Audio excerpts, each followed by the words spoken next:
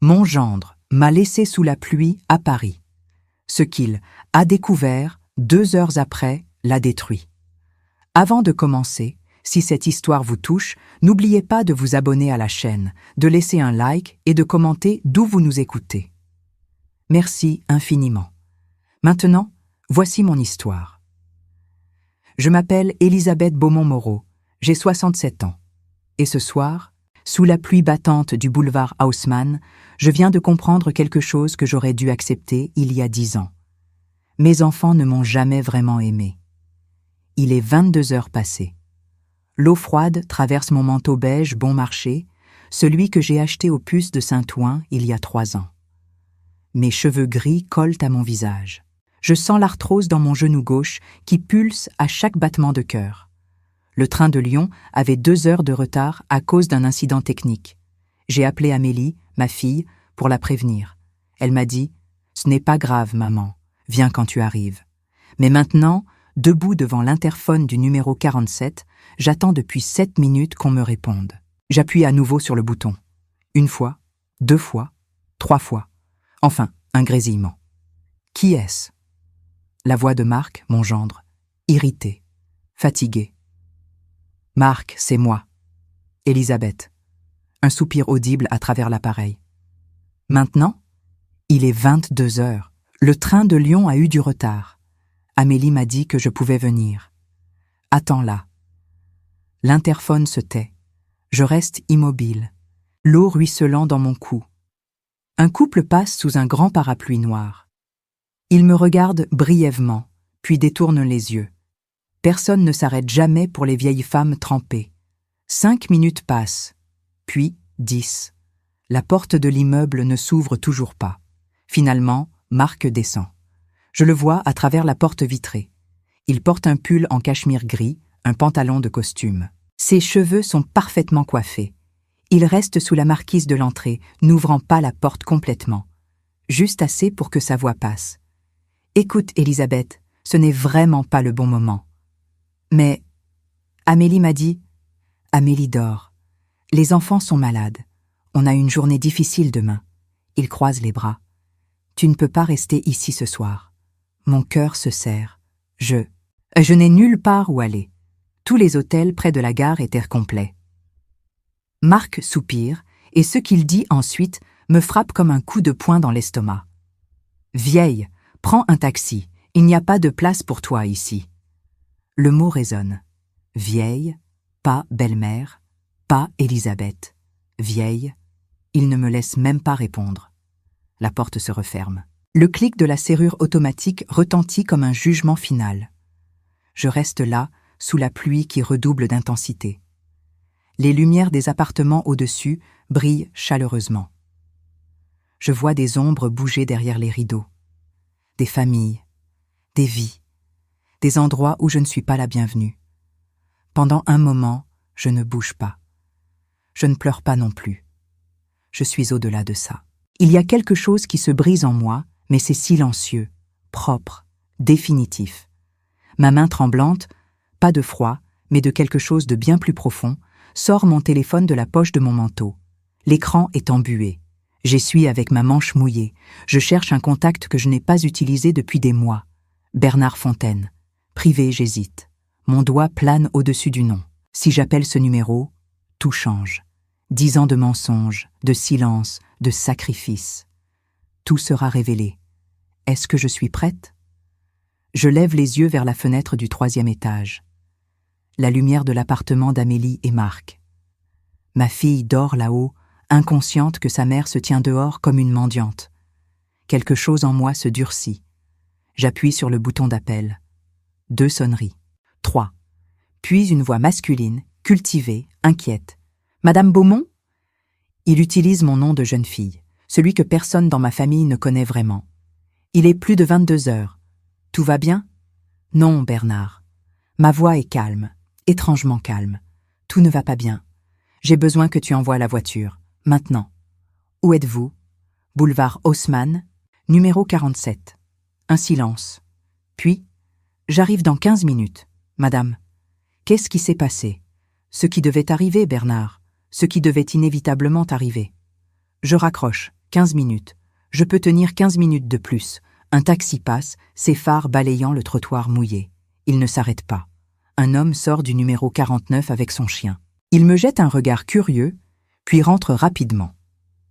Le chien aboie une fois dans ma direction. Je ferme les yeux. Les souvenirs affluent, que je le veuille ou non. 10 ans plus tôt. Le bureau de maître Bernard Fontaine, avenue Montaigne. J'avais 57 ans. Je venais de perdre mon mari, Jean-Pierre, d'une crise cardiaque brutale. Jean-Pierre Moreau, un homme bien, un professeur de littérature à la Sorbonne. Nous nous étions rencontrés quand j'avais 28 ans, après que j'ai décidé de quitter le monde dans lequel j'étais né. « Madame Beaumont », avait dit Bernard ce jour-là, ses lunettes reflétant la lumière du lustre en cristal au-dessus de nous. « Vous êtes certaine de cette décision ?» J'avais signé les documents devant moi. Des documents qui cachaient mon identité, qui transféraient la gestion de ma fortune à un trust discret, qui me permettait de vivre comme une veuve ordinaire, avec une pension modeste. Mon mari m'a épousée pour mon nom, avais-je dit doucement. Il l'a avoué sur son lit de mort. 39 ans de mariage, Bernard, et tout était construit sur un mensonge. Vos enfants. Je veux qu'ils m'aiment pour qui je suis, pas pour ce que je possède. Bernard avait hoché la tête, bien qu'avec réticence. Et s'il ne découvre jamais? J'avais souri tristement. Alors je mourrais en sachant que j'ai été aimé, même si c'était pour la mauvaise personne. Retour au présent. Mes yeux s'ouvrent. La pluie a légèrement diminué, se transformant en une bruine fine et pénétrante. 10 ans. 10 longues années à jouer ce rôle. La veuve pauvre, la mère encombrante, la grand-mère qu'on invite par obligation. Et pendant tout ce temps, personne n'a jamais demandé. Personne n'a jamais dit « Maman, comment vas-tu vraiment? De quoi as-tu besoin? Qu'est-ce qui te rendrait heureuse ?» Au loin, j'entends le ronronnement distinctif d'un moteur puissant. Une Rolls-Royce fantôme noire tourne au coin de la rue de Courcelles. Elle glisse silencieusement sur l'asphalte mouillé, ses phares découpant la brume comme des lames de lumière. Le véhicule s'arrête directement devant moi, précis au centimètre près. La portière conducteur s'ouvre. Bernard Fontaine descend. Il a 62 ans, les cheveux argentés impeccablement coiffés, un costume 3 pièces sous un pardessus en laine. Il ouvre un grand parapluie noir et s'approche rapidement. « Madame Beaumont !» Sa voix est remplie d'une inquiétude sincère. « Vous êtes trempée. » Il me tend le parapluie, mais c'est trop tard. Je suis déjà complètement mouillé. « Ça va, Bernard ?» Je lève les yeux vers l'immeuble, vers la fenêtre du 3e étage. Quelqu'un se tient là. Une silhouette masculine derrière le rideau. Marc. Il observe. Bon, qu'il observe. Bernard ouvre la portière arrière de la Rolls-Royce. L'intérieur sent le cuir fin et le bois précieux. Une couverture en cachemire est déjà disposée sur le siège. « Madame, permettez-moi. » Il m'aide à monter avec la déférence qu'il a toujours montrée. Même quand je lui ai demandé, il y a 10 ans, de ne plus m'appeler « Madame » en public. Je m'installe sur le siège. La chaleur du chauffage m'enveloppe immédiatement. Bernard referme doucement la portière et contourne le véhicule pour reprendre sa place au volant. Nous démarrons en silence. Je regarde par la fenêtre teintée. Marc est maintenant sur le balcon, malgré la pluie. Il fixe la voiture. Même de cette distance, je peux voir son expression. Choc, confusion, début de panique. « Où souhaitez-vous aller, madame ?» demande Bernard, ses yeux me cherchant dans le rétroviseur. « À la maison, Bernard, à Neuilly. » Un silence. « Vous êtes certaine ?» ?»« Absolument certaine. » Ma voix ne tremble plus. C'est terminé. Les 10 ans d'expérience sont terminés. Bernard hoche la tête lentement et oriente la voiture vers l'ouest. Les lumières de Paris défilent. Nous passons devant l'Arc de Triomphe, illuminé et majestueux. Touristes et Parisiens marchent sur les Champs-Élysées, abrités sous leurs parapluies. La vie continue, indifférente aux petits drames personnels. Puis-je demander ce qui s'est passé? Bernard rompt finalement le silence, alors que nous traversons le pont de Neuilly. Mon gendre m'a laissé sous la pluie. Ma fille dormait, ou prétendait dormir. Il m'a dit qu'il n'y avait pas de place pour moi. Je marque une pause. Il m'a appelée vieille. Bernard serre le volant plus fort. Je vois ses jointures blanchir. Madame, je suis profondément désolé. Ne sois pas désolé, Bernard. Toi, au moins, tu as toujours été honnête avec moi. Nous arrivons devant les grilles en fer forgé de ma véritable résidence. L'hôtel particulier du XVIIIe siècle se dresse derrière. 3 étages de pierre claire, des fenêtres à guillotine, un toit d'ardoise. Le jardin, même sous la pluie, est parfaitement entretenu. Des lumières douces éclairent les allées. Les grilles s'ouvrent automatiquement.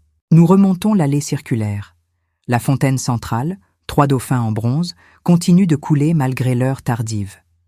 Bernard arrête la voiture devant le perron. Avant qu'il ne puisse descendre, je pose ma main sur son épaule. Merci, Bernard, pour tout, pour ces 10 ans de discrétion. C'est moi qui vous remercie, madame. Pas beaucoup de personnes auraient le courage de faire ce que vous avez fait. Le courage ? Je ris amèrement.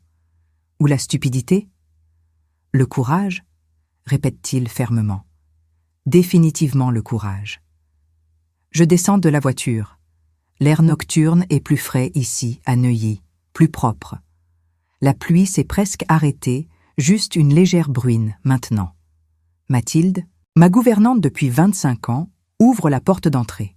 Elle a 68 ans, 1 an de plus que moi, avec des cheveux blancs tirés en chignon serré. Son visage s'illumine quand elle me voit, puis se décompose quand elle réalise mon état. « Madame Élisabeth, vous êtes trempée. Que s'est-il passé ?» « Une longue histoire, Mathilde. Je te raconterai demain. » Je monte les marches. « Prépare-moi un bain chaud, s'il te plaît, et du thé, beaucoup de thé. » « Tout de suite, madame. » J'entre dans le hall principal. Le sol en marbre blanc reflète la lumière du lustre vénitien. L'escalier en acajou courbe gracieusement vers les étages supérieurs. Des tableaux de maîtres, un Monet, 2 Renoir, un Degas, ornent les murs. C'est chez moi. Ça l'a toujours été. Depuis que mon père, Henri Beaumont, est mort il y a 40 ans et m'a tout laissé. L'empire textile, les propriétés, les investissements. Mais pendant 10 ans, j'ai prétendu que cet endroit n'existait pas. J'ai vécu dans un appartement modeste à Montmartre, 2 pièces au 5e étage sans ascenseur. J'ai fait mes courses au marché. J'ai pris le métro. J'ai accepté les vêtements d'occasion qu'Amélie me donnait avec condescendance. Tout cela pourquoi ? Pour découvrir que même pauvre, même humble, même effacé, je n'étais toujours pas assez pour mes propres enfants. Je monte lentement l'escalier, ma main glissant sur la rampe en bois poli. Chaque marche me rapproche de qui je suis vraiment. Chaque marche m'éloigne de la femme que j'ai prétendu être. À l'étage, je passe devant la galerie de portraits familiaux. Mon père, sévère mais juste, dans son costume de 1960. Ma mère, Vivienne, décédée quand j'avais 12 ans, dans sa robe de bal. Et moi, à 25 ans, juste avant de rencontrer Jean-Pierre. Je portais une robe Dior.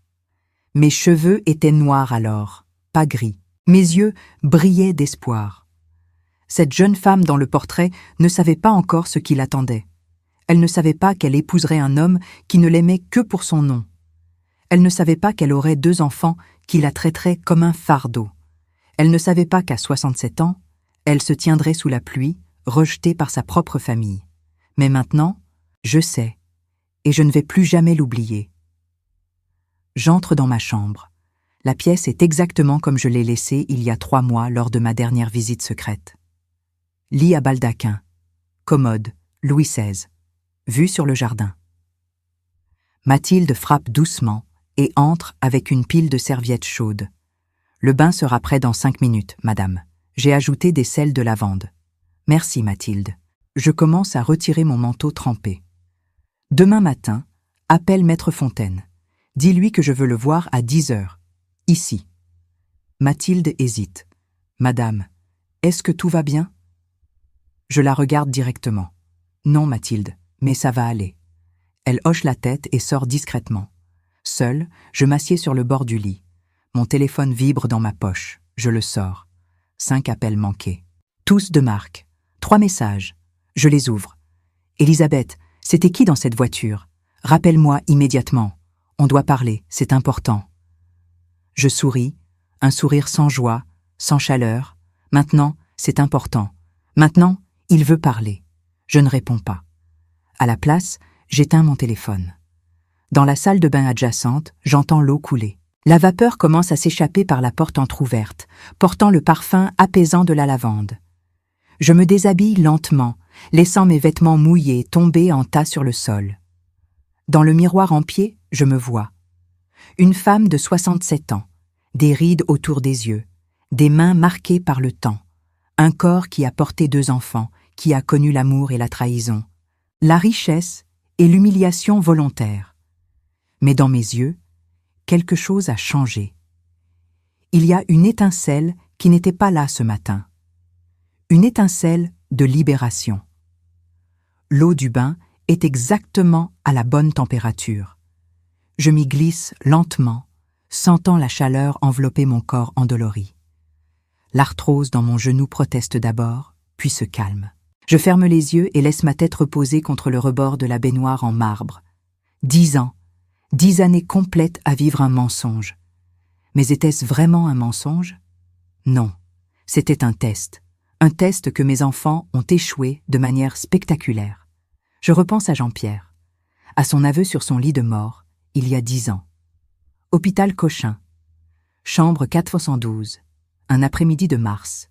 Il était si pâle, si diminué. L'homme robuste que j'avais épousé n'était plus qu'une ombre. Le cancer du pancréas l'avait consumé en 6 mois. Élisabeth, avait-il murmuré, sa main cherchant la mienne. Il faut que je te dise quelque chose, avant qu'il ne soit trop tard. Chut, repose-toi. Non, tu dois savoir. Ses yeux, autrefois si vifs, étaient troubles. Quand je t'ai rencontré, quand je t'ai demandé en mariage, ce n'était pas pour les bonnes raisons. Mon cœur s'était serré. Jean-Pierre, j'ai vu ton nom dans le journal. Beaumont, l'héritière textile. J'étais un jeune professeur sans le sou. Ambitieux, stupide. Une larme avait coulé sur sa joue. Je t'ai séduite pour ton argent, Élisabeth. Et je l'ai utilisé. Pour ma carrière, pour mon confort, pour tout. J'étais restée silencieuse, le choc me paralysant. Mais voilà le pire, avait-il continué. Quelque part en chemin, je suis réellement tombé amoureux de toi, vraiment. Et je n'ai jamais su comment te le dire, comment avouer que ça avait commencé par un calcul froid. Pourquoi me le dire maintenant?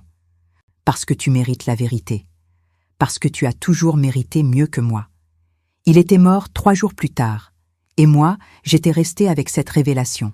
39 ans de mariage, 2 enfants, une vie entière construite sur un mensonge initial. Était-ce de l'amour ou de la manipulation? Les deux, peut-être. Mais cette ambiguïté m'avait hantée, et elle avait inspiré mon plan. De retour au présent, dans ma baignoire. Je voulais savoir, désespérément, est-ce que mes enfants m'aimaient pour moi? Ou étaient-ils comme leur père, incapables de voir au-delà du nom Beaumont? Alors j'avais tout caché. L'argent, les propriétés, le statut. J'étais devenue Élisabeth Moreau, veuve modeste. Je vivais avec une petite pension que je m'étais arrangée pour me verser à moi-même via le trust. Bernard m'avait prévenu. Les gens changent quand ils pensent que vous n'avez rien à leur offrir. Il avait raison. Le premier signe était venu d'Amélie, 6 mois après la mort de Jean-Pierre. « Maman, tu ne peux pas continuer à vivre dans cet appartement. C'est trop grand pour toi maintenant. Pourquoi ne pas déménager dans quelque chose de plus petit, plus économique ?» J'avais déménagé à Montmartre, 2 pièces, 5e étage sans ascenseur. « Beaucoup mieux », avait dit Amélie lors de sa première et dernière visite. « Plus adapté à ta situation. » Ma situation, comme si j'étais une cause perdue. Puis était venu Noël, la première année. « Maman, on part au chalet à Courchevel. Marc a réservé pour nous et les enfants. »« Oh, c'est merveilleux. Je pourrais peut-être. »« C'est un petit chalet, maman. Juste assez de chambres pour nous. Mais ne t'inquiète pas, on t'enverra des photos. » J'avais passé Noël seule, avec un poulet rôti pour une personne et une bouteille de vin bon marché. Amélie m'avait envoyé exactement 3 photos. Elle, Marc et mes petits-enfants sur les pistes, souriants, bronzés, heureux. Sans moi, mon fils, Julien, n'était pas mieux. Maman, on organise le baptême de Léa dimanche, une petite cérémonie intime. Je peux venir ? Un silence gêné. Bien sûr.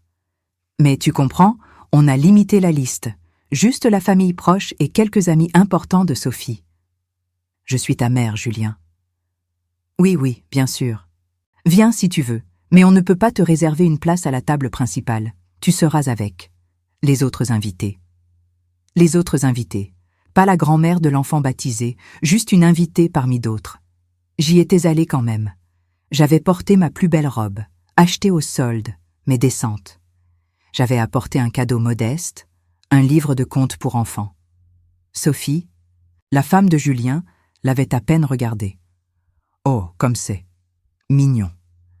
J'avais été placée à une table au fond de la salle avec des gens que je ne connaissais pas. Des collègues de travail de Julien. Ils avaient parlé de projets professionnels, de voyages, de choses que je ne comprenais pas. Personne ne m'avait adressé la parole. À un moment, Léa, ma petite fille, était passée près de ma table. Elle avait 2 ans. Je l'avais vue seulement 3 fois dans sa vie. « Bonjour, ma chérie », avais-je dit doucement. Elle m'avait regardé avec des yeux curieux, puis avait couru vers sa mère en criant « Maman, il y a une vieille dame qui me parle. » Ma propre petite fille ne me reconnaissait pas. L'eau du bain commence à refroidir. J'ouvre les yeux et regarde le plafond orné de moulures délicates. Au centre, un lustre en cristal que ma mère avait choisi elle-même dans les années 1960. « Oh maman !» je murmure. « Tu aurais été tellement déçue. » Elle m'avait élevée avec des valeurs, l'importance de la famille, la loyauté, la gentillesse. « Notre argent est une responsabilité, Elisabeth, » disait-elle toujours, « pas un privilège. Nous devons l'utiliser pour faire le bien. » J'avais essayé. Dieu sait que j'avais essayé. Mais mes enfants n'avaient jamais appris ces leçons. Peut-être parce que Jean-Pierre les avait élevés différemment quand j'avais le dos tourné. Peut-être parce que j'avais été trop douce, trop indulgente, ou peut-être simplement parce que certaines personnes ne savent pas être reconnaissantes. Je sors du bain et m'enveloppe dans une robe de chambre en soie. Mes cheveux mouillés laissent des traces sur le tissu. Dans le miroir, je me regarde à nouveau. Qui suis-je maintenant ? Élisabeth Beaumont, l'héritière que j'ai essayé d'enterrer ? Ou Élisabeth Moreau, la veuve humble que j'ai créée ? Ni l'une ni l'autre, je réalise. Je suis simplement Élisabeth. Une femme qui a appris une leçon difficile à 67 ans. On ne peut pas forcer les gens à nous aimer. Même pas ses propres enfants. Le lendemain matin arrive avec une lumière claire et froide. J'ouvre les yeux à 6 heures, comme toujours. Les habitudes de toute une vie ne disparaissent pas du jour au lendemain, même quand tout le reste change. Je me lève et marche jusqu'à la fenêtre. Le jardin de Neuilly s'étend devant moi, parfaitement entretenu. Les jardiniers sont déjà au travail. Je les vois tailler les haies, ratisser les feuilles mortes de l'automne tardif. Ils ne savent pas que la propriétaire les observe. Pour eux, je suis juste une riche Parisienne parmi tant d'autres. Mathilde frappe à la porte à 7 heures précises. « Bonjour, madame. J'ai préparé votre café. » Et Maître Fontaine a confirmé. Il sera ici à 10 heures. « Merci, Mathilde. » Elle pose le plateau sur la table basse près de la fenêtre. Du café noir, des croissants frais, de la confiture de framboise maison, le petit déjeuner que j'ai pris pendant des décennies. Pendant les 10 dernières années, à Montmartre, j'avais mangé du pain de la veille trempé dans du café instantané. Pas parce que je devais, mais parce que je voulais comprendre. « Madame, » dit Mathilde en hésitant, « votre téléphone a sonné plusieurs fois cette nuit. Je l'ai entendu de ma chambre. »« Je sais. Vous ne voulez pas ? » ?»« Non ? » Je prends une gorgée de café. Il est parfait. Pas encore. Mathilde hoche la tête et sort silencieusement. Elle a travaillé pour ma famille depuis qu'elle avait 40 ans. Elle a vu mon mariage, la naissance de mes enfants, la mort de mon père, puis celle de mon mari. Elle connaît tous mes secrets, sauf un. Elle ne sait pas à quel point il est douloureux de réaliser que vos enfants vous voient comme un fardeau. À 9 heures, je m'habille soigneusement. Un tailleur Chanel bleu marine. Des perles que ma mère m'a données pour mes 25 ans. Des escarpins en cuir italien. Je me coiffe, applique un peu de maquillage, discret, élégant. Dans le miroir, je vois une transformation. La vieille femme trempée d'hier soir a disparu. À sa place se tient Élisabeth Beaumont, héritière, femme d'affaires, personne à qui on ne dit pas « vieille », prend un taxi. À 10 heures précises, on sonne à la porte. Mathilde fait entrer maître Bernard Fontaine dans mon bureau privé au premier étage. C'est une pièce que j'adore. Bibliothèque du sol au plafond, remplie de livres anciens. Bureau en acajou massif ayant appartenu à mon père. Vue sur le jardin. Bernard entre, attaché-case en cuir à la main. Il porte un costume gris anthracite impeccable. Madame Beaumont, il s'incline légèrement. Assieds-toi, Bernard. Il prend place dans le fauteuil en face de mon bureau. Mathilde apporte du café, puis nous laisse seuls. J'imagine que tu sais pourquoi je t'ai demandé de venir. Je commence. Je le suppose, oui. L'expérience est terminée. 10 ans, c'était largement suffisant pour obtenir ma réponse. Bernard ouvre son attaché-case et en sort plusieurs dossiers. J'ai pris la liberté de préparer quelques documents. Mais avant de continuer, puis-je vous poser une question? Bien sûr. Regrettez-vous ces 10 années? Je réfléchis longuement avant de répondre. Non, je ne regrette pas. Parce que maintenant je sais, et savoir, aussi douloureux que ce soit, vaut mieux que vivre dans l'incertitude. Qu'avez-vous appris? Que mes enfants ne m'ont jamais vu. Ils ont vu une mère, une grand-mère, une obligation. Mais pas moi, pas Élisabeth. Je marque une pause. Et que ce n'est pas entièrement leur faute. Leur père les a élevés dans un certain confort, avec certaines attentes. Quand ce confort a disparu, ou quand ils pensaient qu'il avait disparu, ils n'ont plus su comment me traiter. Bernard hoche la tête. Voulez-vous vraiment poursuivre avec les mesures que nous avions discutées? Oui. Ce sera très difficile pour eux. Ce devrait l'être. Ma voix est ferme. Ils doivent comprendre qu'il y a des conséquences. Que les gens ne sont pas des objets qu'on utilise selon sa convenance. Bernard sort le premier document. Bien, alors commençons. Premièrement, votre testament actuel laisse 80% de votre fortune à vos enfants, à parts égales. Les 20% restants vont à diverses œuvres caritatives. C'est correct. Je propose d'inverser cela. 20% à vos enfants, 10% chacun, 80% aux œuvres caritatives que nous avons sélectionnées. Mon cœur se serre, mais je hoche la tête. Continue. De plus, les 10% qu'ils recevront ne seront pas versés immédiatement. Ils seront placés dans un trust qui leur versera une rente mensuelle, confortable, mais pas extravagante. 15 000 € par mois chacun. 15 000 €, une somme que beaucoup de Français ne verront jamais dans toute leur vie. Mais pour Amélie et Julien, habitués au luxe, ce sera un choc. Et le reste? J'ai préparé une liste d'organisations. L'hôpital Necker pour les enfants malades, la Fondation Abbé Pierre pour les sans-abri, Médecins sans frontières, la Croix-Rouge, des bourses universitaires pour étudiants défavorisés. Il me tend la liste. Au total, 68 millions d'euros seront distribués. 68 millions. De quoi changer des vies, des milliers de vies. C'est parfait. Il y a autre chose. Bernard sort un deuxième document. Cette maison, votre appartement à Monaco, la maison de campagne en Provence, les propriétés. Oui. Actuellement, vos enfants pensent qu'elles leur reviendront. Je suggère que la maison de Neuilly soit donnée à la ville de Paris pour être transformée en musée ou en centre culturel. Monaco peut être vendu, les fonds allant à la recherche médicale. Et la Provence?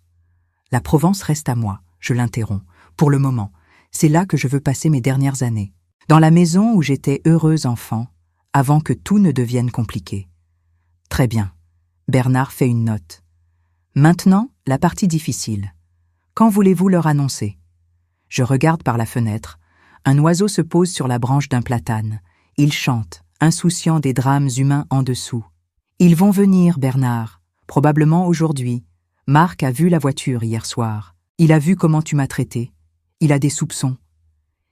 Et quand ils viendront, je leur dirai la vérité, toute la vérité. À ce moment précis, mon téléphone vibre sur le bureau. Je le retourne. Amélie.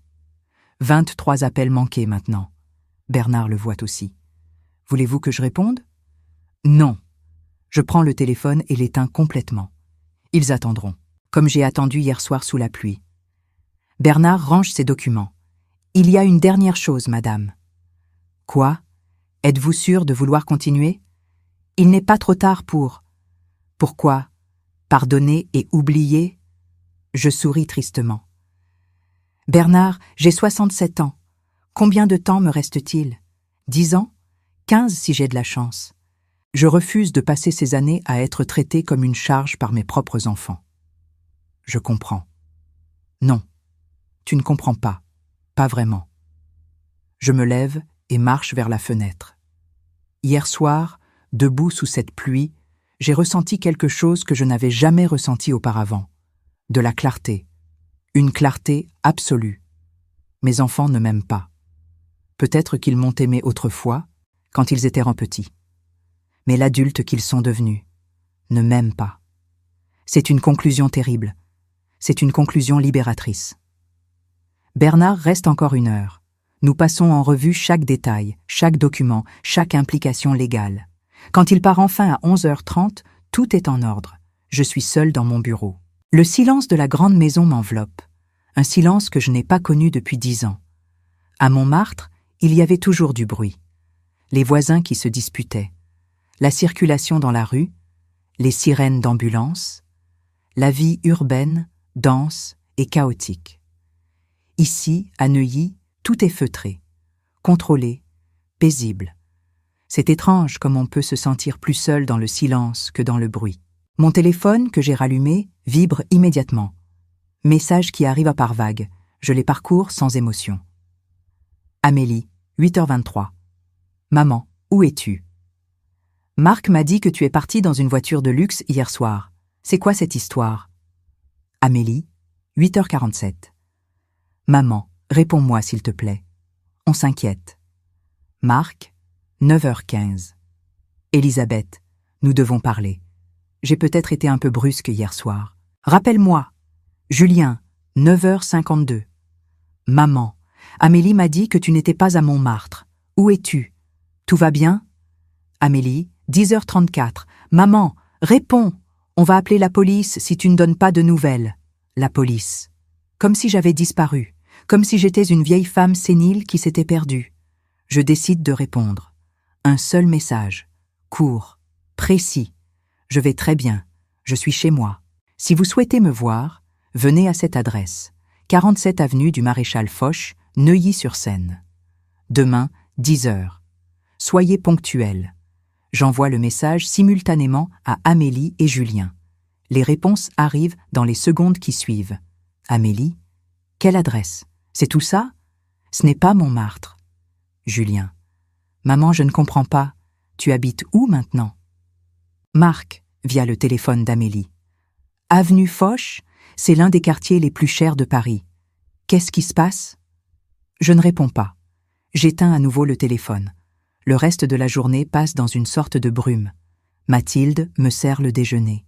Une salade niçoise, du pain frais, un verre de vin blanc. Je mange seule dans la salle à manger, sous le regard des portraits de mes ancêtres. Mon arrière-grand-père, Auguste Beaumont, qui a fondé l'entreprise textile en 1889. Mon grand-père, Charles, qui l'a développé pendant l'entre-deux-guerres. Mon père, Henri, qui en a fait un empire. Et moi, Élisabeth, la dernière de la lignée. Celle qui n'a pas eu de fils pour transmettre le nom. Celle qui a vendu l'entreprise familiale il y a 20 ans, préférant investir dans des causes qui avaient du sens. « Pardon, papa », je murmure au portrait. « Je sais que tu voulais que je garde l'entreprise, mais je ne pouvais pas. Pas après avoir vu comment elle était gérée. Pas après les scandales de travail des enfants dans les usines asiatiques. » Mon père ne répond pas, évidemment. Mais dans mon imagination, je l'entends dire « Tu as fait ce qui était juste, ma fille. C'est tout ce qui compte. » L'après-midi, je lis des romans que je n'ai pas eu le temps de finir ces dernières années. Je m'installe dans la bibliothèque avec une couverture et je me perds dans les mots. À 18h, Mathilde frappe doucement. « Madame, il y a quelqu'un à la grille. » Mon cœur bondit. « Qui ?»« Un homme. Il dit qu'il s'appelle Marc. Il demande à vous voir. » Donc il n'a pas pu attendre jusqu'à demain. Bien sûr qu'il n'a pas pu. Dis-lui que je le verrai demain à 10 heures, comme convenu. Pas avant. Mathilde hésite. Il insiste, madame. Il dit que c'est urgent. Mathilde. Je la regarde calmement. Dis-lui exactement ce que je viens de dire. Et si il continue à insister, appelle la sécurité pour le faire partir. Mathilde hoche la tête et descend. Je retourne à mon livre, mais les mots dansent devant mes yeux. Je ne peux pas me concentrer. 10 minutes plus tard, Mathilde revient. Il est parti, madame, mais il a laissé ceci. Elle me tend une enveloppe. Mon nom est écrit dessus d'une écriture que je ne reconnais pas immédiatement.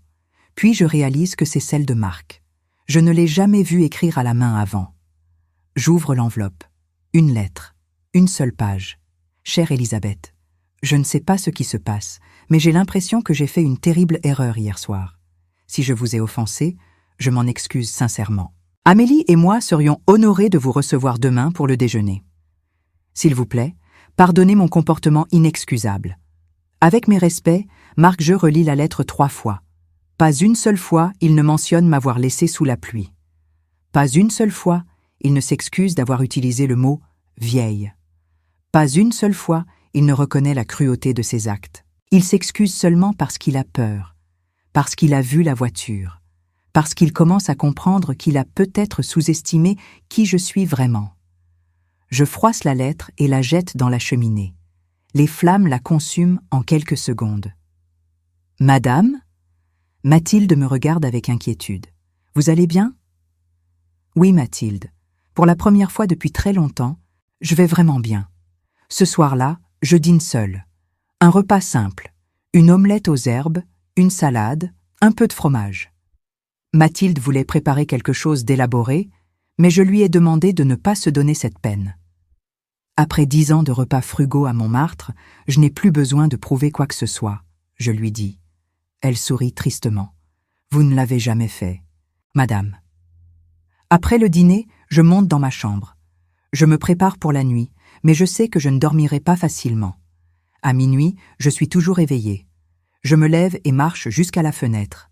La lune est presque pleine, baignant le jardin d'une lumière argentée. C'est à ce moment que je vois quelque chose qui me glace le sang. Une silhouette, debout près de la grille. Elle regarde la maison. Je ne peux pas voir le visage dans l'obscurité, mais la posture est familière.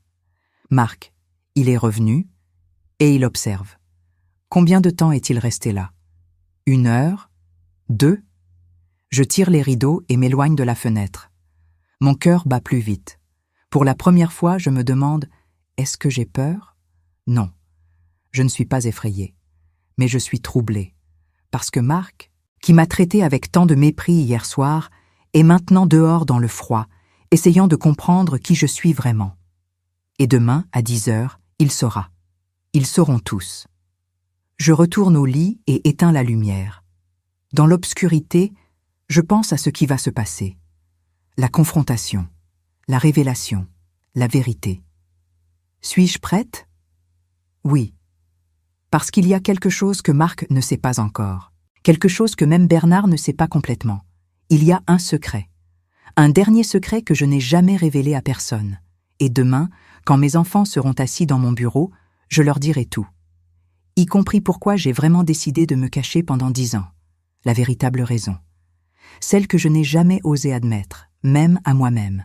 Jusqu'à maintenant. Le matin arrive avec un ciel gris perle. Pas de pluie, mais une menace suspendue dans l'air. Je me réveille à 5h30, incapable de dormir plus longtemps. Je prends une longue douche chaude, laissant l'eau emporter les tensions de la nuit. Quand Marc était-il finalement parti? Je ne sais pas. Je n'ai pas regardé à nouveau par la fenêtre. À 8 heures, je suis déjà habillée. Un tailleur bordeaux cette fois. Plus autoritaire, plus sévère. C'est intentionnel. Mathilde me trouve dans le bureau, assise derrière le grand bureau en acajou, des documents étalés devant moi. « Vous n'avez pas pris de petit déjeuner, madame. »« Je n'ai pas faim. Vous devez manger quelque chose. » Elle a raison, évidemment. Je ne peux pas affronter cette matinée l'estomac vide. Du thé et des biscottes. C'est tout ce que je peux gérer. Mathilde apporte le plateau. Pendant que je bois mon thé, elle arrange discrètement la pièce. Elle place 3 chaises en face de mon bureau. 3 verres d'eau. Une carafe. « Vous pensez qu'ils viendront tous les 3 ?» demande-t-elle. « Amélie et Marc certainement. Julien. Je ne sais pas. Il est moins confrontant. »« Et vous êtes prête ?» Je la regarde. Cette femme qui m'a servi pendant 25 ans, qui a gardé tous mes secrets, qui ne m'a jamais jugée. « Mathilde, puis-je te poser une question personnelle ?»« Bien sûr, madame. Est-ce que tu penses que je suis une mauvaise mère ?» Elle ne répond pas immédiatement. Elle s'assied dans l'une des chaises, un geste inhabituel, mais je ne l'arrête pas. « Je pense, dit-elle lentement, que vous avez fait ce que vous pensiez être juste. Vous vouliez savoir si vos enfants vous aimaient pour vous-même. C'est une question que beaucoup de parents riches se posent, mais peu ont le courage de chercher vraiment la réponse. Et maintenant que j'ai la réponse, maintenant, vous devez décider ce que vous allez faire avec cette connaissance. » Elle me regarde directement. « La vengeance ou le pardon, madame ? » Je ne cherche pas la vengeance. Non ? Non, je cherche la justice, la reconnaissance. Je veux qu'ils comprennent qu'on ne traite pas les gens, n'importe qui, encore moins sa propre mère, comme ils m'ont traité. Mathilde hoche la tête. Alors vous faites ce qui doit être fait. À 9h30, l'interphone de la grille sonne. Mon cœur fait un bond, mais je reste assise, immobile. Mathilde descend. J'entends des voix à travers le système de communication. Amélie, nerveuse, agitée. Nous sommes en avance, mais nous aimerions voir ma mère maintenant, s'il vous plaît. La voix de Mathilde, calme et professionnelle. Madame Beaumont vous recevra à 10h, comme convenu. Vous pouvez attendre dans votre voiture ou revenir dans 30 minutes. Attendez, je suis sa fille, je n'ai pas besoin de rendez-vous pour voir ma propre mère. Les instructions de madame étaient claires. 10h. Un silence. Puis, la voix de Marc, plus diplomatique. Nous comprenons. Nous reviendrons à 10h. Je souris malgré moi. Bien joué, Mathilde. Les 30 minutes suivantes s'étirent comme des heures. Je relis les documents que Bernard a préparés. Mon testament révisé. Les lettres d'intention pour les organisations caritatives. Les détails du trust pour Amélie et Julien. Tout est en ordre. Mais il y a un document de plus. Celui que je n'ai montré à personne. Même pas à Bernard. C'est une lettre, écrite de ma main, adressée à mes enfants. Je l'ai écrite il y a 2 ans, lors d'une nuit particulièrement difficile à Montmartre. Une nuit où je m'étais sentie si seule, si invisible, que j'avais pleuré jusqu'à l'aube. Je sors la lettre de mon tiroir et la place sur le bureau, face cachée. À 10h précises, l'interphone sonne à nouveau. Cette fois, Mathilde les fait entrer. J'entends leurs pas dans le hall. Des exclamations étouffées. Ils découvrent la maison pour la première fois. « Mon Dieu !» murmure Amélie. « C'est incroyable. »« Regarde ce lustre !» dit Marc, sa voix remplie d'avidité à peine dissimulée. « C'est un vrai baccarat. » Leurs pas montent l'escalier, s'arrêtent devant mon bureau. Mathilde frappe. « Entrez !» La porte s'ouvre. Amélie entre en premier. Elle a 42 ans. Mais ce matin, elle paraît plus jeune, vulnérable. Elle porte un tailleur pantalon noir, des perles, imitant inconsciemment mon style, je réalise. Marc la suit, costume gris, cravate parfaitement nouée. Ses yeux scannent immédiatement la pièce, évaluant, calculant. Et derrière eux, une surprise, Julien, mon fils, 45 ans. Il a les yeux de son père, la même faiblesse aussi. Il reste debout, incertain. « Asseyez-vous », je dis calmement. Il s'exécute. 3 adultes qui ressemblent soudainement à des enfants convoqués chez le directeur. Le silence s'installe, lourd, oppressant. Amélie le brise en premier. « Maman, qu'est-ce que... je veux dire, cette maison ?» Cette maison appartient à la famille Beaumont depuis 1892. Je l'interromps. Mon arrière-grand-père l'a achetée avec les premiers profits de son entreprise textile. Mais tu n'as jamais. Tu vis à Montmartre. Non, Amélie. J'ai vécu à Montmartre. Pendant 10 ans. Avant cela, et maintenant à nouveau, je vis ici. Marc se penche en avant.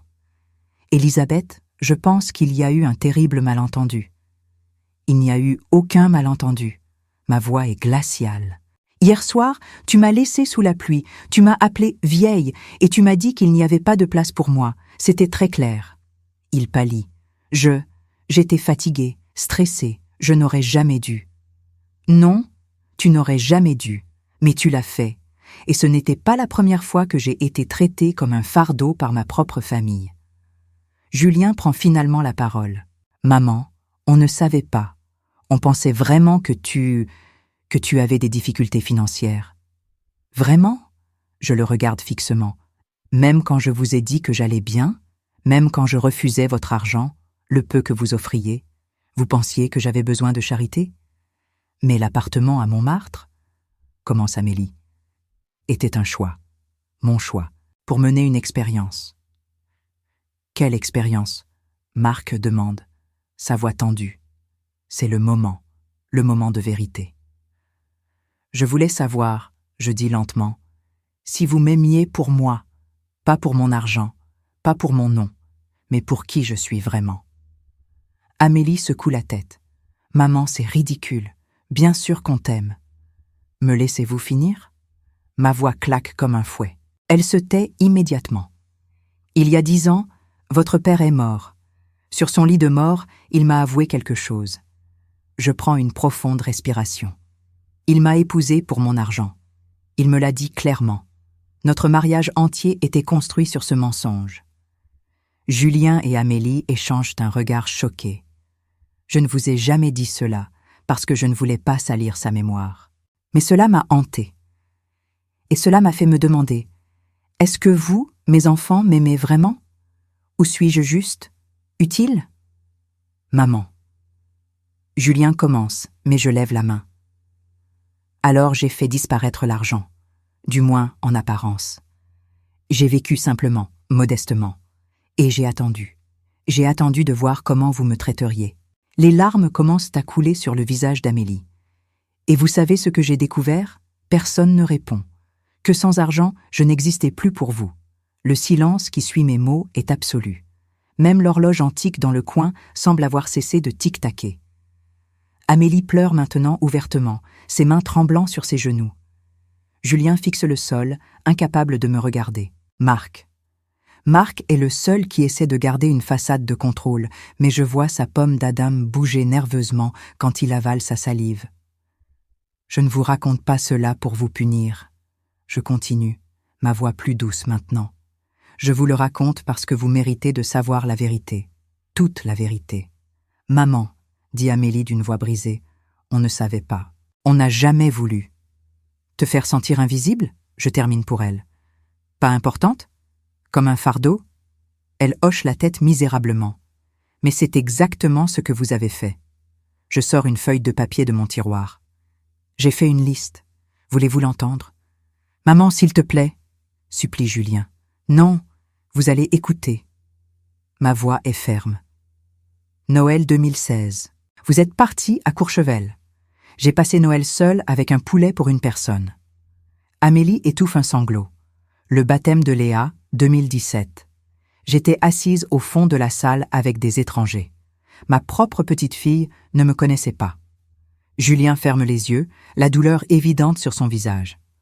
Mon 65e anniversaire, 2023. Amélie, tu as annulé notre déjeuner parce que tu avais rendez-vous au spa.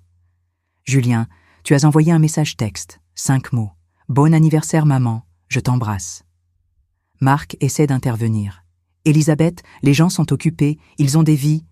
Ne me parle pas de vies occupées. Je me lève brusquement, ma chaise raclant le parquet. J'ai élevé 2 enfants seuls après la mort de leur grand-père quand ils étaient petits. J'ai travaillé, j'ai géré une fortune, j'ai siégé dans des conseils d'administration et je n'ai jamais été trop occupée pour mes enfants. Ma voix résonne dans la pièce. Je me rends compte que je crie. Je me reçois, reprenant mon calme. Pardon, je murmure. Je ne voulais pas crier. Non, dit Julien doucement. Tu devrais crier, on le mérite. Ces mots, ces simples mots, me touchent plus que je ne veux l'admettre. Il y a quelque chose d'autre que vous devez savoir, je dis. Quelque chose que personne ne sait, même pas Bernard, mon avocat. Ils attendent, tendus. Quand votre père est mort, je n'ai pas seulement découvert qu'il m'avait épousée pour l'argent. Je prends la lettre cachée dans mon tiroir, celle que j'ai écrite il y a 2 ans. J'ai découvert autre chose. Je leur tends des copies d'un vieux document, un acte notarial daté de 1985. « Qu'est-ce que c'est » demande Amélie en prenant le document avec des mains tremblantes. « C'est un accord entre votre père et mon père, signé 6 mois avant notre mariage. Ils lisent. Je vois le moment exact où ils comprennent. » Les yeux d'Amélie s'agrandissent. Julien devient blanc comme un linge. « Papa. Papa a reçu de l'argent de grand-père Henri ?» murmure Julien. 2 millions de francs. « Pour t'épouser ?» Pas exactement pour m'épouser, je corrige. Pour assurer ma sécurité et mon bonheur, comme le document le formule élégamment. Mon père savait que j'étais amoureuse de Jean-Pierre. Il savait aussi que Jean-Pierre était pauvre. Alors il a arrangé les choses.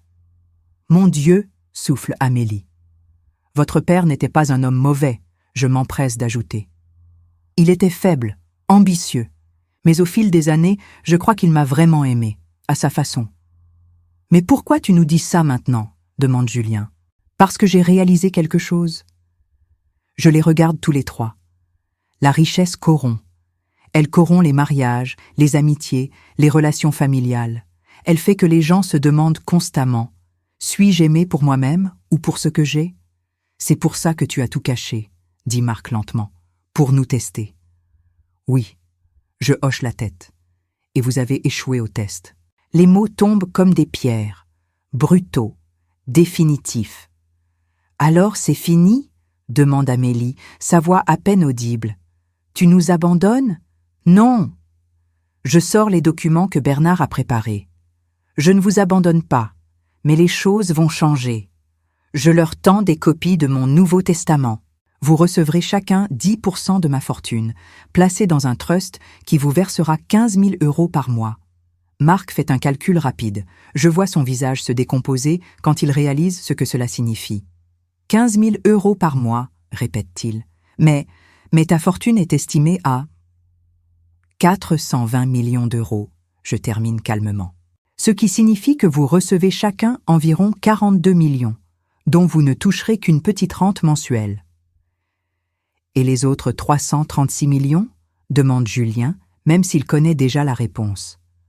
Vont à des œuvres caritatives, des organisations qui aident vraiment les gens, les enfants malades, les sans-abri, les étudiants défavorisés, les réfugiés.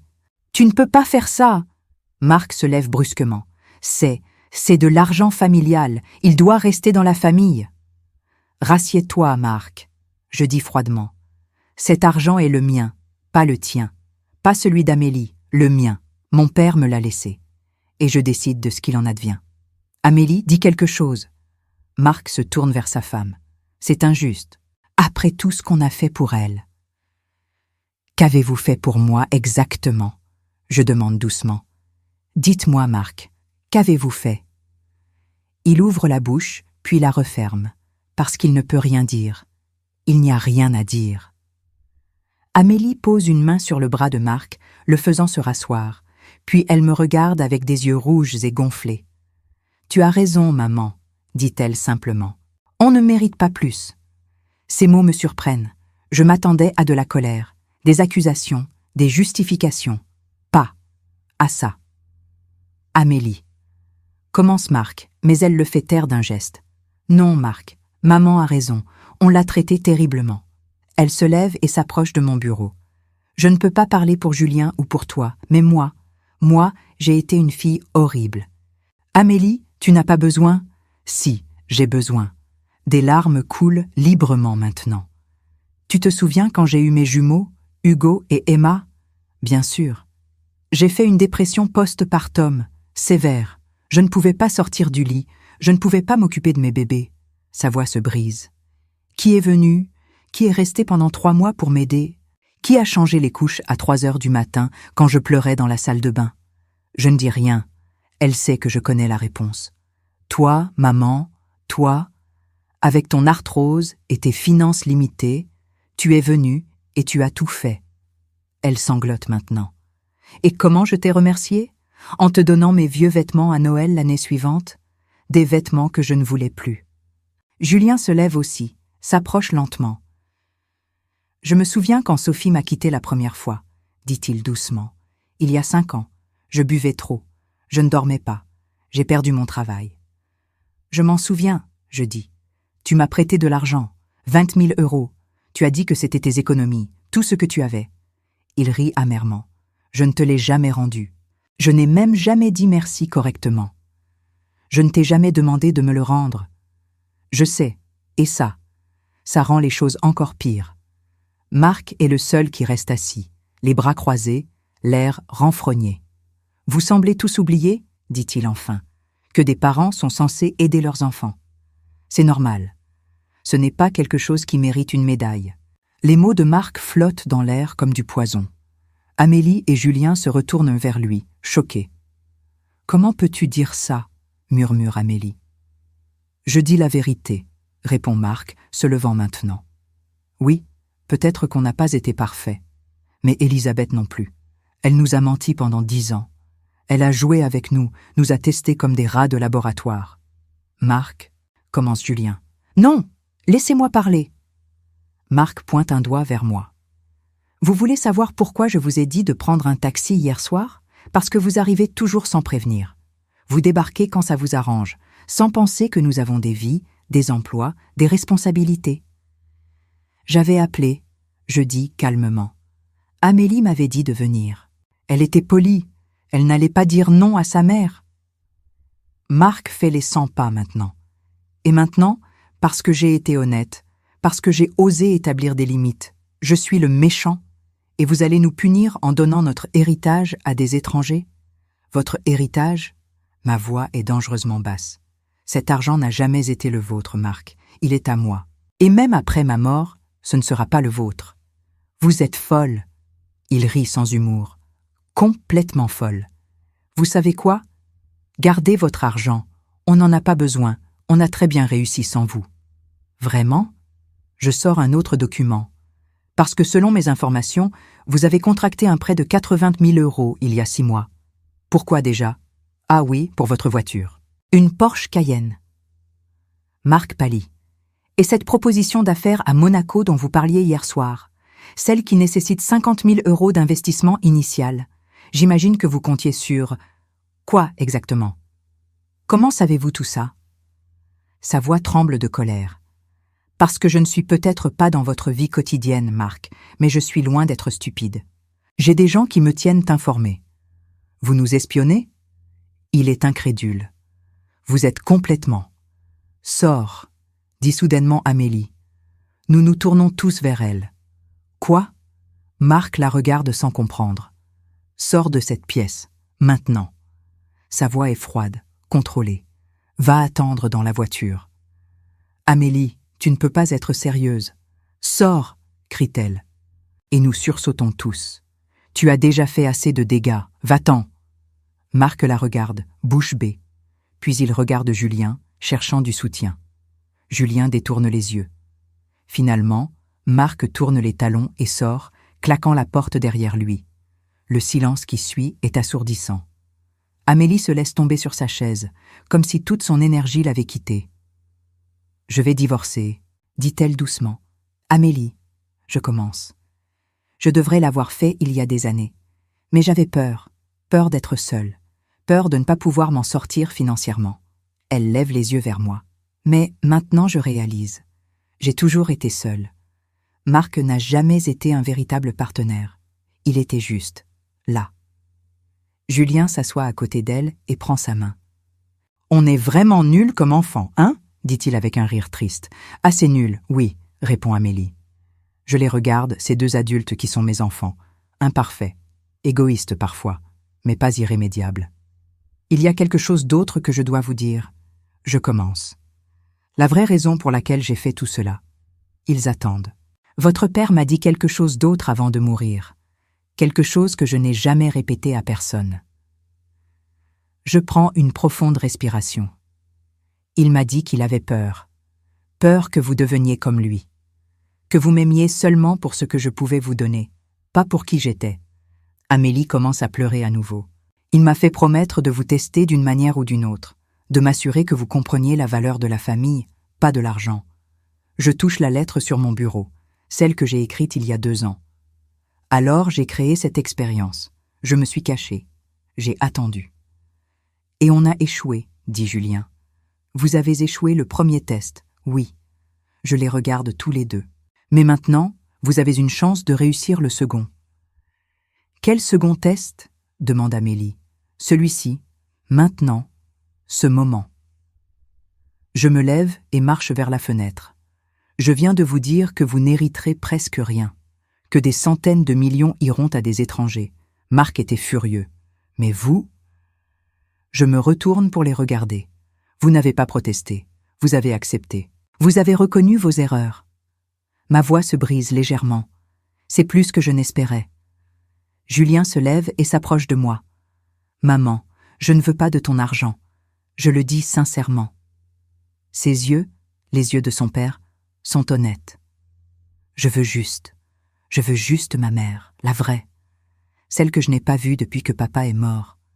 Moi aussi, dit Amélie, nous rejoignant. Je m'en fiche du testament, de l'héritage. Je veux juste réparer ce qu'on a cassé. Je les regarde tous les deux. Mes enfants, imparfaits mais présents. Alors voilà ce qui va se passer, je dis finalement. Le testament reste comme je l'ai dit. La majorité va aux œuvres caritatives. Vous recevez vos rentes. Ils hochent la tête, acceptant. Mais, je continue, vous avez 1 année, 12 mois, pour me prouver que vous avez vraiment changé, que vous comprenez vraiment ce qui compte. Et si on réussit ? Demande Amélie. Si vous réussissez. Je souris pour la première fois de la matinée. Alors peut-être que je reconsidérerai certains détails, pas tout, jamais tout, mais certains détails. Qu'est-ce qu'on doit faire ? Demande Julien. Rien d'extraordinaire, juste être présent, vraiment présent, dans ma vie, pas parce que vous devez, pas par obligation ou par culpabilité, mais parce que vous voulez. On peut faire ça, dit Amélie. On va faire ça. On verra. Je retourne à mon bureau et sors une dernière feuille.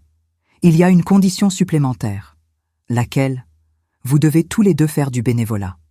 6 heures par semaine. Dans des organisations qui aident les gens que vous n'avez jamais rencontrés. Les pauvres, les malades, les oubliés. Julien rit. Tu veux qu'on marche dans tes chaussures ? Exactement. Je veux que vous compreniez ce que c'est que d'être invisible. Ignoré. Traité comme si vous ne comptiez pas. Accepté, dit Amélie immédiatement. Accepté, répète Julien. Bien, je m'assois. Maintenant partez. J'ai besoin de temps seul. Ils hésitent, puis Amélie s'approche et fait quelque chose qu'elle n'a pas fait depuis des années. Elle m'embrasse sur la joue. Je suis désolée, maman, murmure-t-elle. Pour tout. Julien fait de même. Puis ils sortent, me laissant seule dans mon bureau. Je m'effondre dans ma chaise, soudainement épuisée. Cette confrontation m'a vidée de toute mon énergie. Mathilde entre discrètement avec du thé. « Comment ça s'est passé, madame ?»« Mieux que prévu ?» Je réponds. « Différemment que prévu. »« Vous leur avez pardonné ?»« Non, pas encore. Peut-être jamais complètement. » Je prends le thé chaud. Mais je leur ai donné une chance. C'est plus que beaucoup de gens font. Par la fenêtre, je vois Amélie et Julien marcher vers la grille. Marc est déjà dans la voiture, le moteur en marche. Je vois Amélie lui parler. Même de cette distance, je peux voir qu'elle est en colère.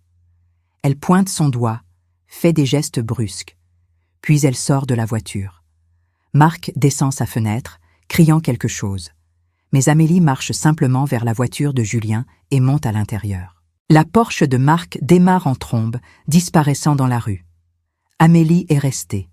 Les jours qui suivent sont étranges. Calme d'une manière que je n'ai pas connue depuis longtemps, mais aussi tendue d'anticipation. Amélie m'appelle le lendemain, puis le surlendemain. De vraies conversations. Pas seulement « Bonjour, comment vas-tu, au revoir ». Elle me raconte qu'elle a pris un avocat pour le divorce, que Marc refuse de quitter l'appartement, qu'elle dort chez son frère temporairement. Je ne savais pas que Julien et toi étiez si proches, je remarque lors d'une de nos conversations téléphoniques. On ne l'était pas, admet-elle. Mais depuis cette matinée chez toi, on parle, vraiment. On réalise qu'on a tous les deux. Ah, qu'on s'est perdu en chemin. C'est bien, je dis.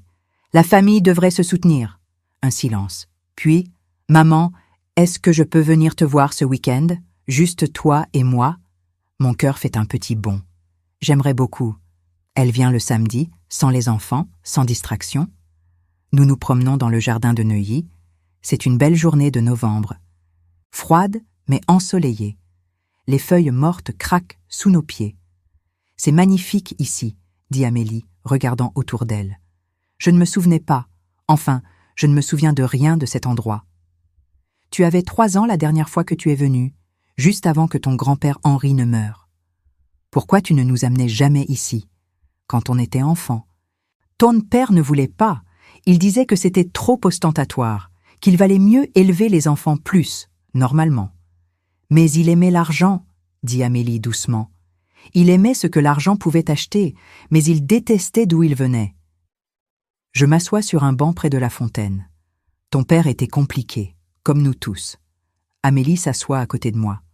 Maman, puis-je te demander quelque chose? Quelque chose de personnel? Bien sûr. Est-ce que tu as été heureuse, avec papa, même après avoir découvert? Ce que tu as découvert? Je réfléchis longuement avant de répondre. Oui et non, je dis finalement. J'ai été heureuse par moments.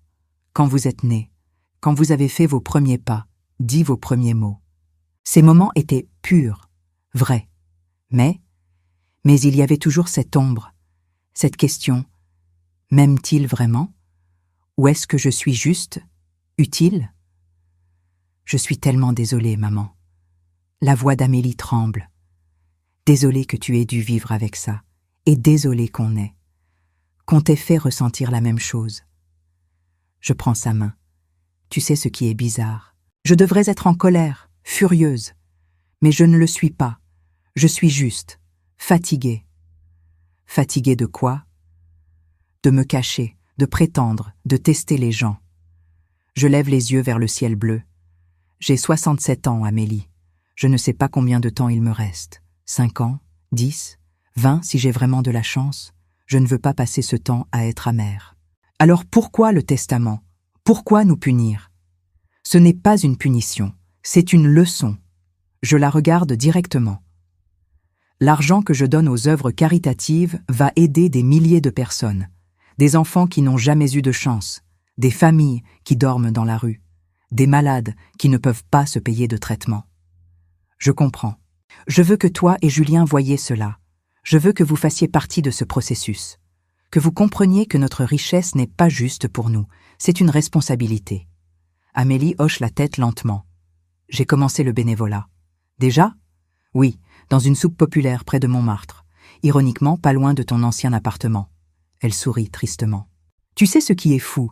J'ai vu des femmes là-bas qui te ressemblaient, âgées, seules, oubliées, et j'ai réalisé que tu aurais pu être l'une d'elles, si tu étais née dans d'autres circonstances. Nous sommes tous à quelques mauvaises décisions de là. Je dis doucement. Nous restons assises en silence pendant un moment. Le vent agite doucement les branches nues des arbres. « Maman, dit finalement Amélie, est-ce que tu peux me pardonner un jour? » Je ne sais pas, je réponds honnêtement. Le pardon n'est pas un interrupteur qu'on allume. C'est un processus, long, difficile. Je comprends. Mais je peux te dire ceci, je veux essayer. Je veux essayer de reconstruire quelque chose avec toi. Pas ce qu'on avait avant. Quelque chose de nouveau, de mieux. Moi aussi. Elle essuie ses larmes. Moi aussi. Nous rentrons dans la maison. Mathilde a préparé le déjeuner. Une soupe à l'oignon, de la salade, du pain frais. Pendant que nous mangeons, Amélie me parle de ses enfants. Vraiment. Pas juste des faits basiques, mais qui ils sont vraiment. Hugo veut devenir architecte, dit-elle. Il dessine tout le temps. Des immeubles impossibles.